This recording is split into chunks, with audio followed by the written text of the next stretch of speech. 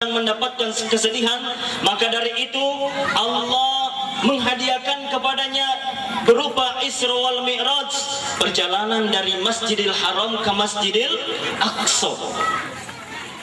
Singkat cerita, ada malaikat Jibril bersama malaikat Mikail alaihissalam datang kepada Nabi, kemudian pada saat itu membelah dada Nabi. Hati Nabi dikeluarkan, jantungnya dicabut. Apa yang diisi? Ternyata hati jantung Nabi itu dicuci di air zam-zam. Kemudian pada saat itu dikembalikan lagi seluruh ilmu hikmah, seluruh ilmu kesabaran dilontarkan pada Nabi. Apa kemudian yang terjadi? Pada saat itu Nabi ditutup kembali hatinya, ditutup kembali jantungnya, kembali seperti semula. Makanya sampai kapanpun Nabi itu tetap sabar. Ya. Cuman jadi pertanyaan sekarang, mampukah kita seperti Nabi? Dan itu sangat jarang sekarang. Selanjutnya perjalanan Isra wal Mi'raj. Dari perjalanan Isra dari Masjidil Haram ke Masjidil Aqsa akan sangat banyak gangguan. Dalam satu riwayat yang saya bacakan itu, Pak, pertama ada gangguan berupa wanita cantik.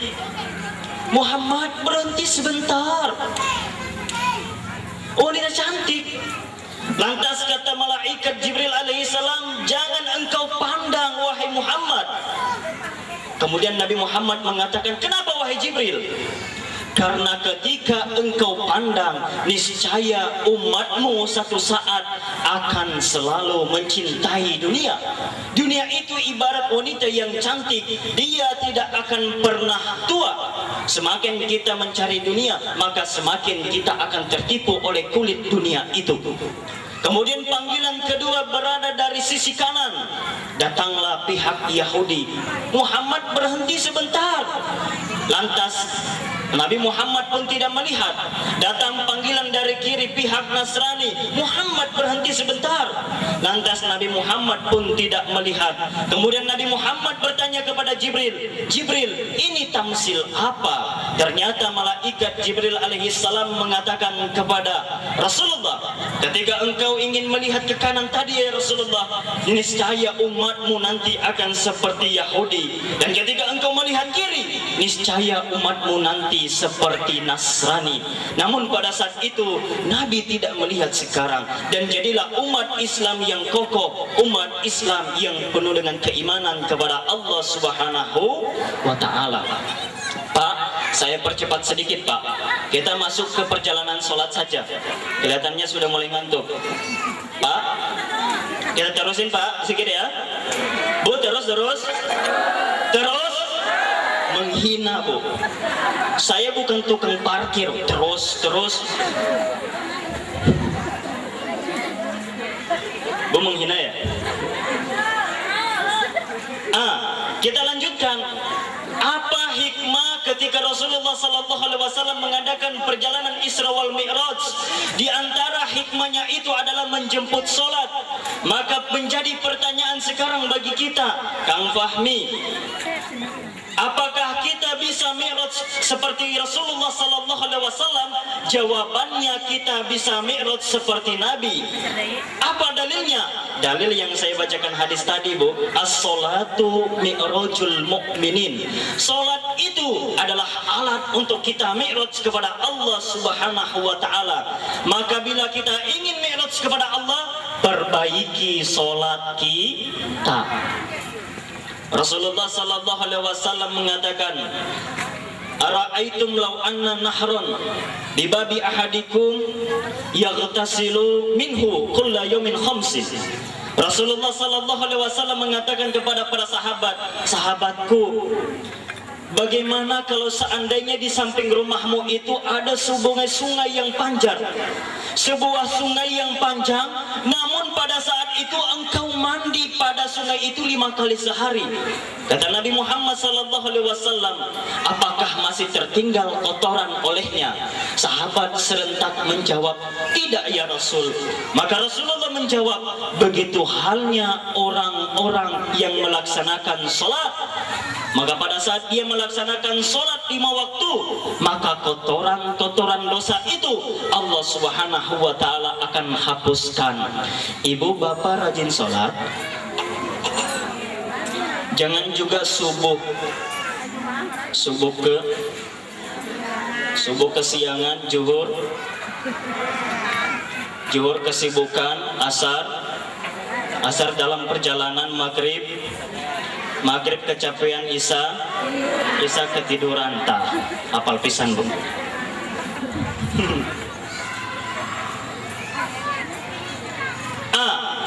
Dalam sholat itu perlunya khusyuk. Dalam sholat itu perlunya khusyuk bu. Ibu, saya dapatkan satu hadis bu. Andai kata ketika kita melaksanakan sholat, pada saat itu kita bergerak 3 kali, ke kanan, ke kiri, ke kanan, jogging gitu kan umpamanya, maka Rasulullah mengatakan batal sholatmu. Jadi kalau kita melaksanakan sholat dengan khusyuk, jangan sampai ngobrol. Bu, saya mau cerita, mau dengar? Ada 3 orang goblok. Ibu tahu goblok? Bego. Tahu bego? Minum es ditiup. Bu ya, tahu bego? Perbedaan orang bodoh dengan orang pintar sangat beda. Bu, maaf. Kalau orang bisu minta gunting bagaimana? Coba diperagakan. Ibu diperagakan bu. Kalau orang buta minta payung bagaimana? Tinggal ngomong bu.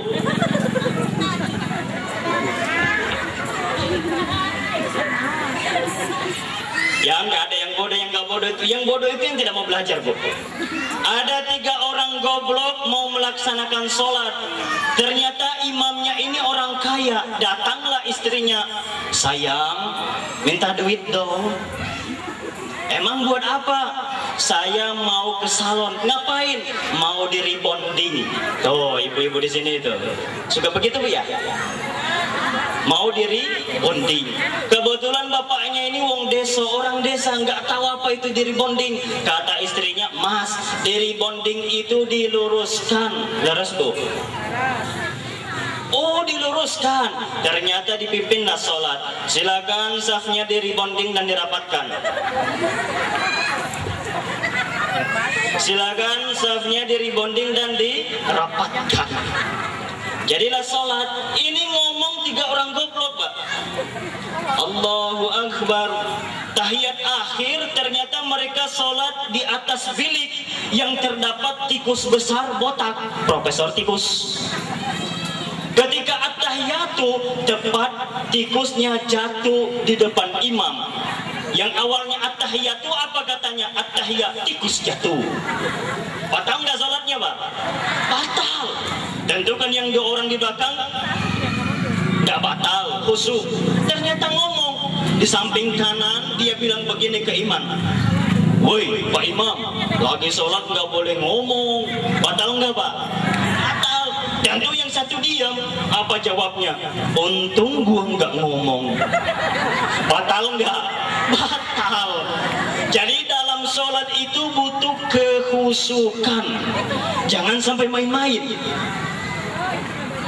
Ya, makanya sekarang ini kejadian yang kita lihat pak, bagaimana Allah tidak menurunkan azab kepada kita, sementara kita lalai sholat, sementara kita tidak pernah melaksanakan sunnah Rasul, membaca Al-Quran, bersolawat. Kata Ceng Jam-Jam tadi, kebetulan Ceng Jam-Jam ini juga teman saya pak, itu dekat dengan guru saya Ustadz Agus Suryaman, jadi kita kenal sudah lama sebenarnya.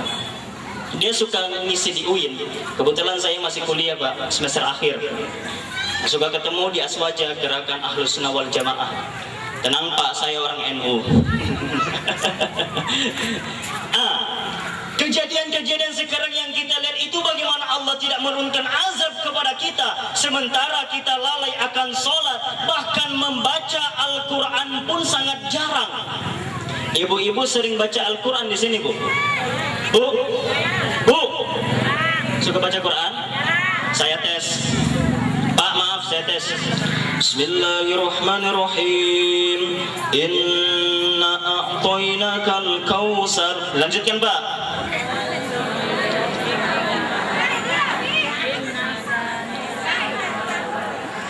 Oke, mantap, Pak. Ibu. Bismillahirrahmanirrahim. Wa minal laili fatahajjad bihi nafilatan lak.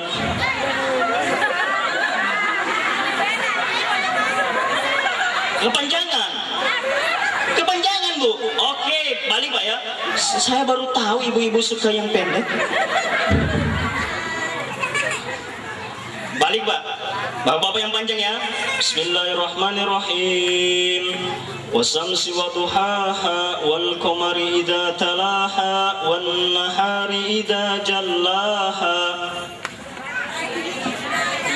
Bu, bukan ibu.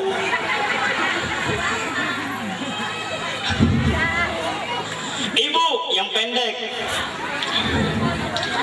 Bismillahirrahmanirrahim. Nun wal qalami wa ma yasturun. Bu, ulah nonton oplosan wae atuh, Bu. Oplosan gitu.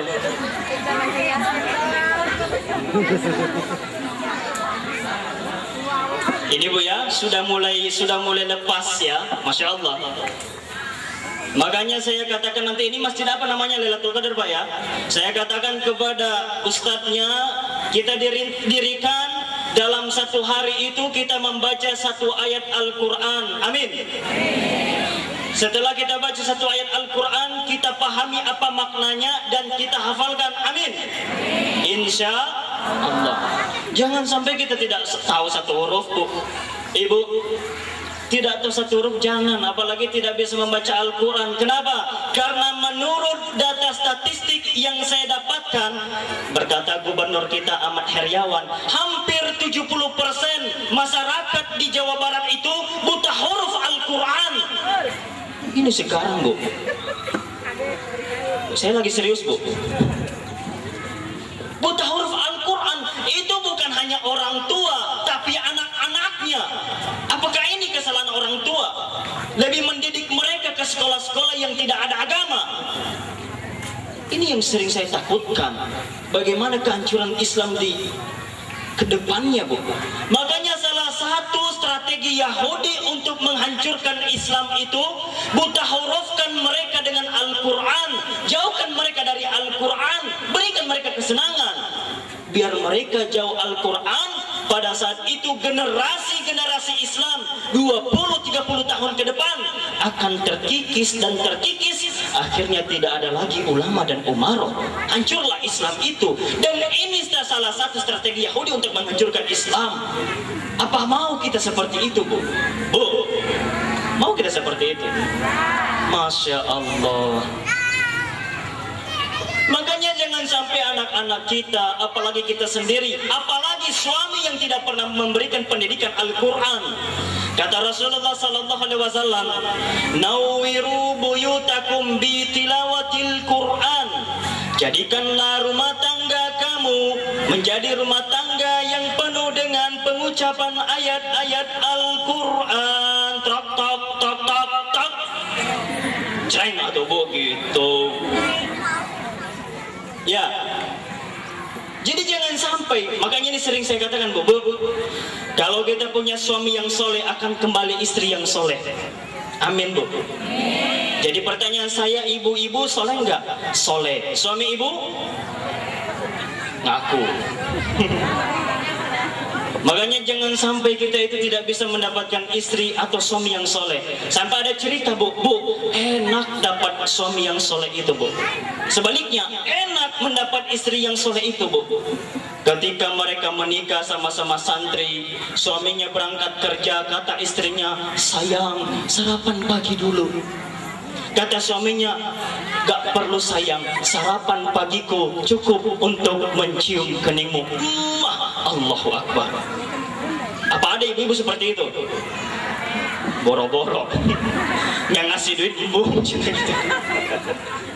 Itu, Bu, contoh istri yang soleh. Ketika suaminya datang siang, dia tawarkan makan siang. Kata istrinya, sayang, sarapan siang dulu. Kata suaminya, sarapan siangku cukup untuk mencium keningmu. Allahu Akbar. Ternyata tiba malam, suaminya datang ke rumah kaget. Kenapa? Istrinya duduk di atas pemanak nasi tanpa memakai celana. Kaget semua suaminya. Kata suaminya kepada istrinya, sayang, kau duduk di situ. Apa katanya? Untuk menghangatkan sarapan malammu. Ini humor saja bu sebenarnya. Jadi istri yang soleh akan suami yang soleh akan membimbing kepada istri yang soleh dan akan melahirkan anak-anak yang soleh juga. Maka pantas doanya Nabi Ibrahim alaihissalam, Rabbi habli minas solihin. Ya Rob, berikan kepadaku keturunan soleh yang soleh. Berikan kepadaku keturunan yang soleh dan soleha. Apa mau kita seperti itu bu? Pak mau? Bu mau bu? Itu bu ya. Jangan sampai kita tidak bisa membaca Al-Quran. Makanya sering saya katakan bu, laisal ladzi fi jawfihi minal Quran kal baitil kharib. Seseorang yang tidak ada hatinya sedikit pun tentang bacaan Al-Quran, dia diperumpamakan seperti rumah yang kosong. Bu, kalau ada rumah kosong tidak pernah ditempati selama bertahun-tahun, takut nggak kita bu? Masya Allah, pasti banyak sarang iblis. Ada tikusnya, ada laba-labanya. Kalau tidak pernah ditempati. Coba kalau rumah itu ditempati, dibersihkan. Artinya apa bagi kita? Ketika hati kita itu jauh dari Al-Quran, namun pada saat itu kita isi dengan lantunan Al-Quran, maka hati kita akan kembali bersinar kembali, insya Allah.